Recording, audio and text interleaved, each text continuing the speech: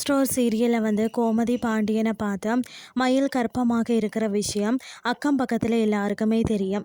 அவங்க எல்லாருமே அவளை எப்போ வீட்டிற்கு கூட்டி கொண்டு வருவீங்க என்று கேட்கிறார்கள் என்று சொல்கிறார். அதை கேட்ட சரவணன் அக்கம் பக்கத்தில் இருக்கிறவங்க ஏதும் சொல்லுவாங்க என்றதுக்கெல்லாம் மயிலை வீட்டிற்கு கூட்டி கொண்டு வர போகிறீர்களா என்று கோபமாக கேட்கிறார்.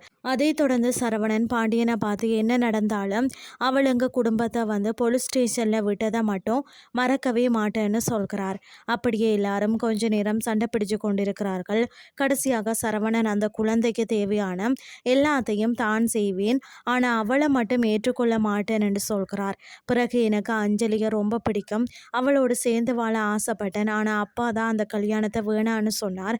அதை நான் கேட்டேன், இப்போ சொல்கிறேன் என்னோட வாழ்க்கையில் மயில் வேண்டாம்னு சொல்கிறார் சரவணன். மறுபக்கம் மீனா ராஜியை பார்த்து மயிலோட அப்பா அம்மா தாங்கள் செய்கிற விஷயத்த கொஞ்சம் யோசிச்சு பண்ணாலே மயிலக்கா வாழ்க்கை நிம்மதியாக இருக்கும்னு சொல்கிறார். இதுதான் இன்றைய நாளுக்கான எபிசோட்.